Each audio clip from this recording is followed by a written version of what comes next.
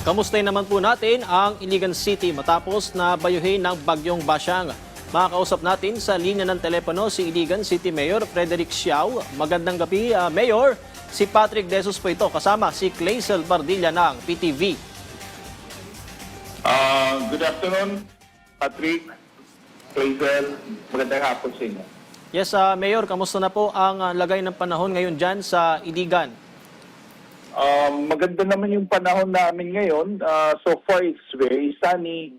Although partly cloudy siya ngayon, no? But the weather is good here in Iligan. Mayor, si Clay po ito, gaano po kalawak ang pinsalang iniwan ng sama ng panahon dyan sa inyong lungsod? Go ahead po. More or less, it covered siguro more than 20 barangays, no? But I should say the epicenter or the badly hit barangays are Barangay Tubot and Barangay Mahayahay, wherein water from the Iligan River overflowed at apektado yung community dyan.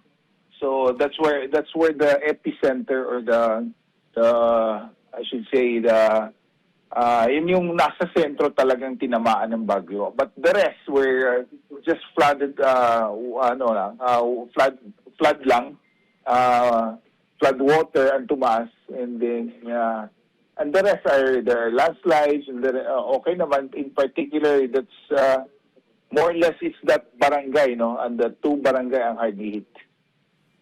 Mayor, sa infrastruktura po, may mga nasira po ba dyan sa Iligan at sa sektor po ng agrikultura ay naapektuhan din po ba at gaano kalawak ang pinsala? May dalawang steel bridge, no, actually sa Barangay Abono ang na wash out. Dalawang bridges 'yan at may mga hanging bridge din ang na wash out o natangay. So far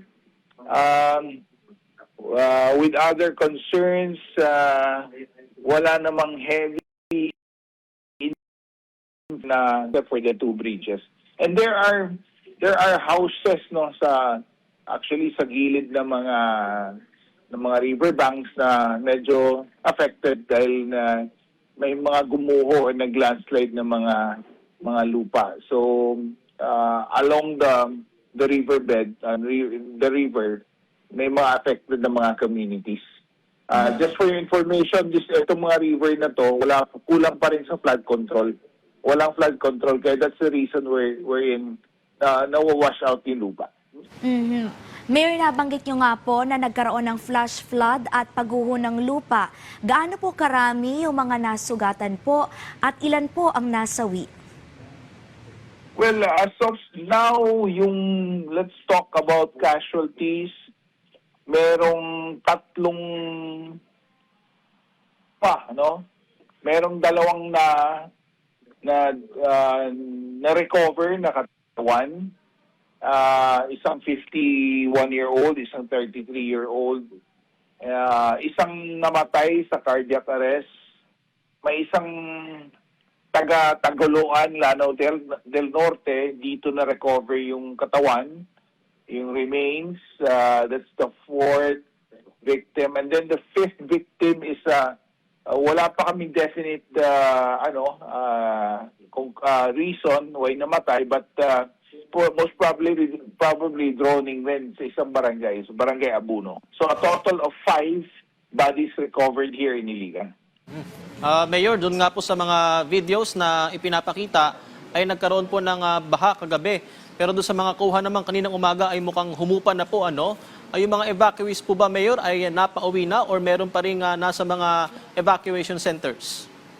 It depends po, sir, no, Sir Patrick. Depende na po sa mga victims, no, mga survivors natin. Yung iba, especially those, I should say, yung talagang wash out yung bahay,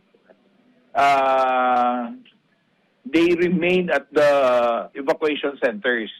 But those partial lang yung tama sa bahay nila, a lot of them went home, no, during nighttime, even daytime, just to clean the place. and at the same time take care of their belongings. Kasi alam mo na sa panahon ngayon medyo kaya nga ayaw sila umalis, ayaw mag-evacuate for that reason, that particular. Ano-ano na pong tulong ang naipamahagi ng lokal na pamahalaan sa mga bakwit at ano po yung ibibigay naman sa mga nasiraan ng bahay at sa mga namatayan din po? Well, yesterday lang po, no, that yesterday yung state of calamity ay na-declare na sa Iligan, and at today naman dumating si Secretary Gatchalian, no, Rex Gatchalian, at there are plans already in place. Dumating na rin yung mga food packs, mga hygiene kits, and the support galing sa national agency natin, sa particularly DSWD. They have already started the distribution, and at the same time meron na ring mga hot meals, no? At the same time distribution of rice packs and other food items ang binibigay natin sa mga biktima natin. Ayun nga po, nagpunta na po dyan si DSWD Secretary Gatchalian. Pero aside po sa tulong po mula sa DSWD, ano pa po ang kailangan po ng inyong syudad mula po sa ating national government? Well, actually, pinaabot ko na sa mga secretaries natin na kailangan natin ng intervention talaga sa mga infra, no, na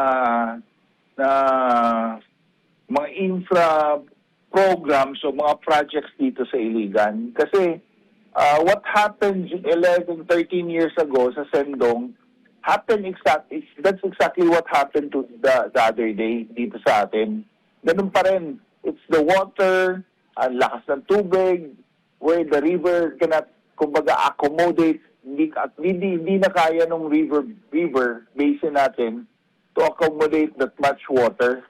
At marami ding portion sa Iligan na supposed to be na may flood control at na walang hindi napagawa. So there are projects na supposed to be in the pipeline pero hindi napagawa, hindi na implement. So that's the reason why water keeps coming into, no, the communities around the riverbanks. So may problema din po sir sa mga flood control project. Makikipag-ugnayan po ba tayo sa Department of Public Works and Highways at kung meron din po kayong plan or blueprint na sarili sa lokal na pamahalaan para po maibsan po itong mga pagbaha? Go ahead po, Mayor. Yes ma'am, meron na po. Actually, meron na tayong mga meron kaming comprehensive drainage plan for Iligan City, and this is what I want to bring it to our national government na kung pwede matulungan natin kay this is one of the reasons, no, one of the main reason na why is it that every now and then kung may ulan bumabaha talaga dito sa amin. Alright, maraming salamat po Mayor Frederick Siao ng Iligan City.